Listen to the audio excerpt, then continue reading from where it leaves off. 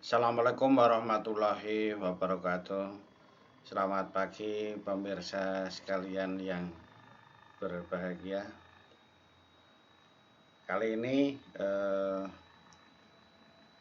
kita akan membahas mengenai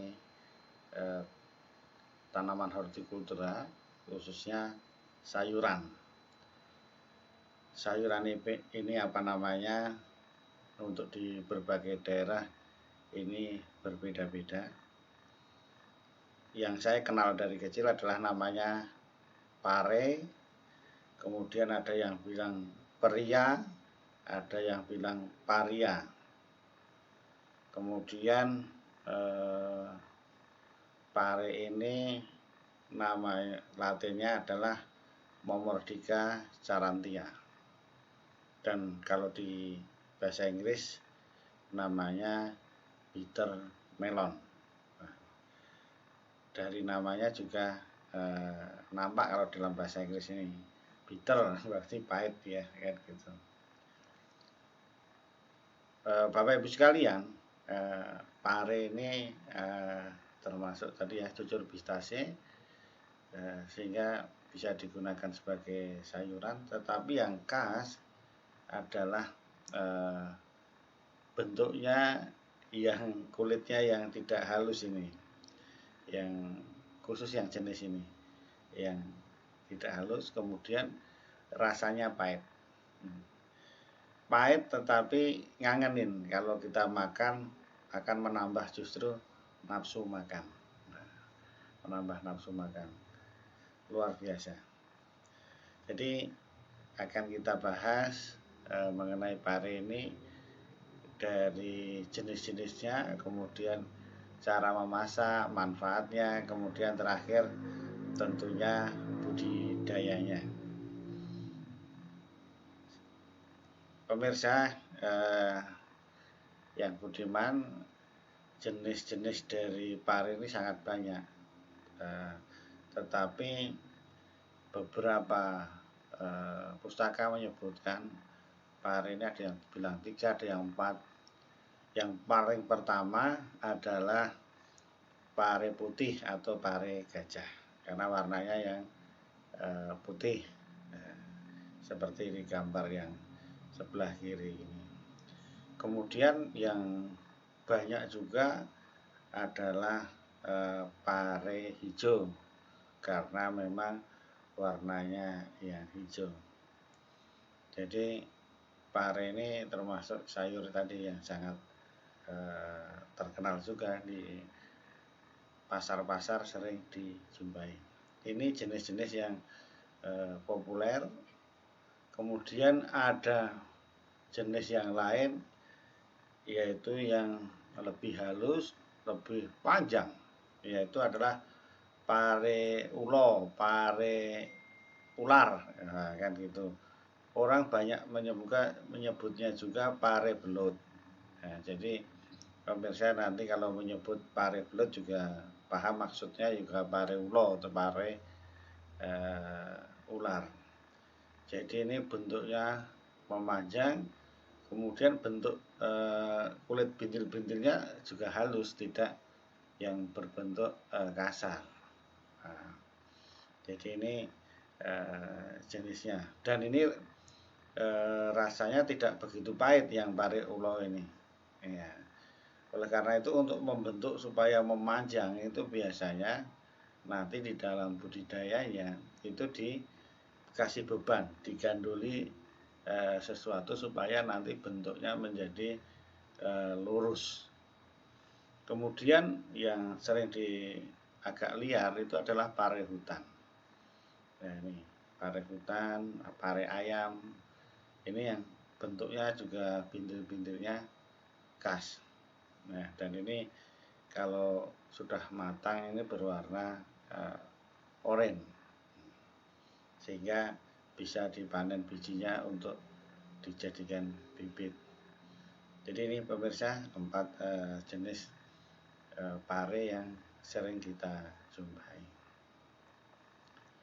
Berikutnya ini si pahit tapi sangat enak, Kenapa? Karena kandungan alkaloidnya itu ada yang menyebutkan bahwa ini ada quinine-nya tinggi sehingga menjadi pahit tadi. Dan lebih detail lagi, nama zat kimianya tadi adalah momordisin dan charantin. Nah, ini dari namanya juga bisa dilihat tadi kan momordica charantia kan. Ini makanya kandungannya namanya ada momordisin dan charantin. Inilah yang menyebabkan pare itu menjadi rasanya pahit.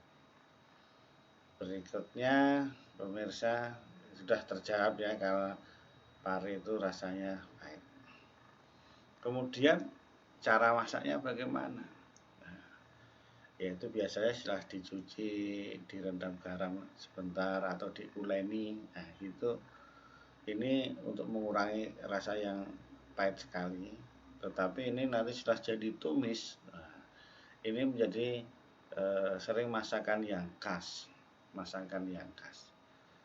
Jadi selain ditumis, ini sebenarnya kalau kita di Jawa Barat membeli siomay juga, kalau yang lengkap itu ada parenya, pare rebusnya.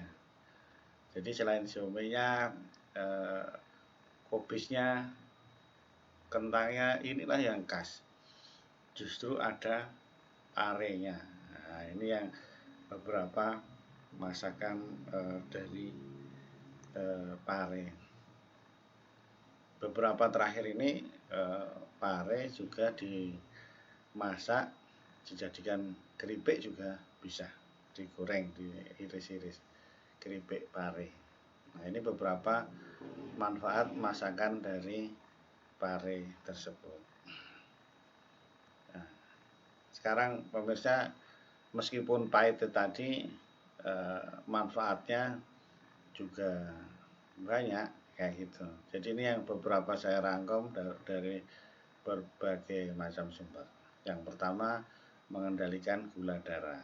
Nah, mengandung ini bagi orang yang menderita diabetes mellitus sangat baik. Kemudian meningkatkan kekebalan tubuh. Nah, tadi karena ada itu momordisin maupun charantin tadi.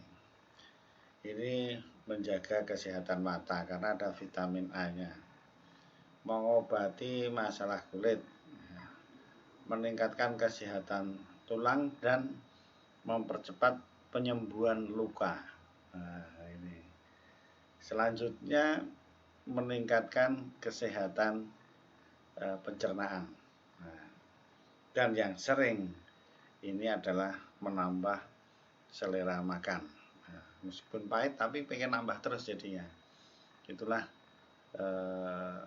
beberapa manfaat dari ini tanaman pare dan masakannya tentunya. Kemudian bagaimana jika kita kalau akan melakukan budidaya? Ya.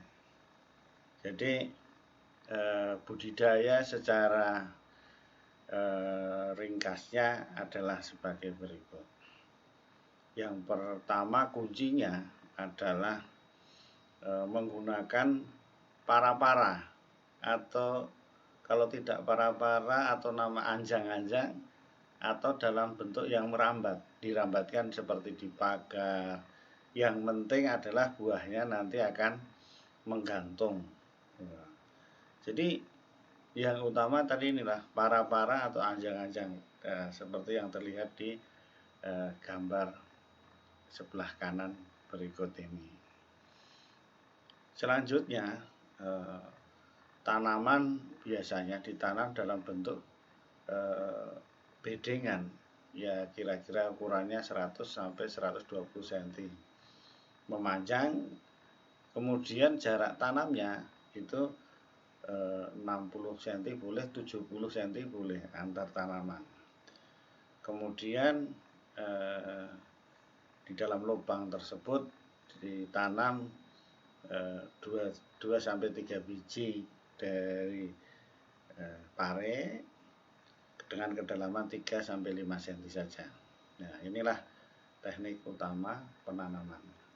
Tetapi di dalam bedengan tersebut yang ketiga adalah kita beri tanahnya supaya gembur subur, itu adalah kompos atau pupuk organik atau kohe, sehingga nanti pertumbuhannya menjadi bagus, baik pertumbuhan vegetatif maupun nanti ke depan generatifnya. Kemudian teknik perawatan lagi yang sangat penting adalah pemangkasan. Nanti setelah 3 dan 6 minggu setelah tanam itu dilakukan pemangkasan pada ranting-ranting yang sudah mati, kemudian yang tidak perlu kita bersihkan supaya kita memacu itu tadi pembungaan. Jadi pemangkasan ini akan memperlebat nanti buah yang akan muncul. Tentunya umurnya berapa tanaman pare ini bisa kita panen, yaitu mulai umur 55 hari. Ini sudah mulai bisa kita panen tentunya. Dan terakhir, kalau secara maksimal produktivitas itu dalam 1 hektar itu bisa mencapai 10 sampai 15 ton per hektar. Nah, jadi hasilnya tinggal dikali-kalikan kalau nanamnya dalam 1 hektar. Tetapi untuk Bapak Ibu petani yang di sekitar rumahnya masih banyak pekarangan sawah, pare ini bisa untuk tanaman ya sekedar untuk tambahan sayur kita, sehingga kita tidak sewaktu-waktu bisa membeli sayuran, tinggal petik aja di pekarangan rumah atau sebagai di pagar-pagar tanaman utama. Demikian pemirsa, mudah-mudahan informasi ini akan memberikan inspirasi dan informasi bagi kita semua. Terima kasih atas perhatiannya. Assalamualaikum warahmatullahi wabarakatuh.